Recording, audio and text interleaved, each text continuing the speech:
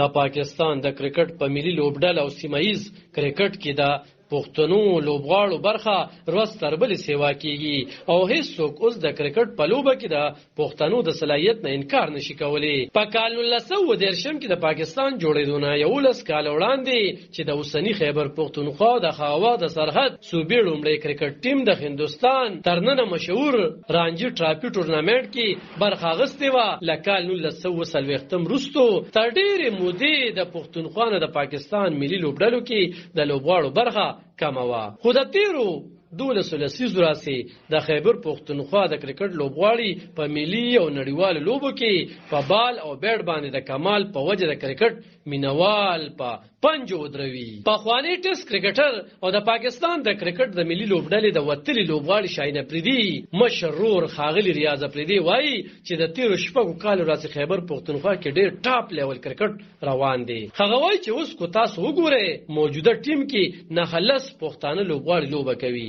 وسیم جونیور د وزیرستان دی، خوشدل شاه د بنو دی، شاهین د خیبر دی، رضوان د درې دی، ابتهار د پیښور دی، د کاټلنګ فخر زمان، د کاټلنګ پهر زمان، نسیم شاه د دیر دی.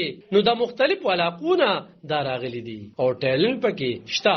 پنجاب او سند دا مني چې څومره خوم ټیلنټ دی نو په شمالي اړخ کې دی. ماهرین وایي چې کرکټ ډیر خوم شو او ګټور خوم په هند، پاکستان او اوس افغانستان کې دا تر ټولو مشهور لوبه ده او د پښتنو لوبغاړو د اثر سره سره د رسنو انټرنیټ لامل پریمانه معلومات خوم ډیر ځوانان کرکټ د یوي پېښې په توګه خپلولو ته غزولې دي. د پیښور قیوم سپورتس کمپلیکس کې د کرکټ کوچ پرویز خان وایي اوس زمون د لیگ په لیول باندې کرکټ کیږي. په استرالیا کې، بنگلاديش کې کیږي، پاکستان کې او په انډیا کې کیږي، په سریلانکا کې کیږي. نو پلیرانو ته موقع ډیر ترلاسه کیږي.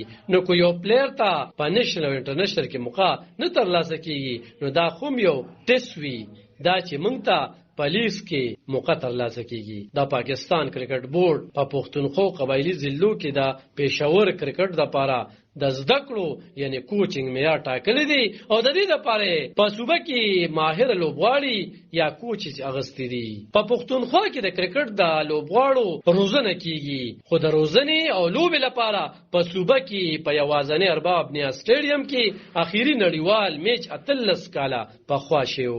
دلته د لوبو نه کولو لوی علت امنیت او ترهګری خودل کیږي. نړیوال کرکټ خو لویه خبره په صوبه کې د پاکستان د اول درجه او لیست ای سیالو د لپاره خوم د صوبې لوبغاړي نور صوبو ته ځي. علب خان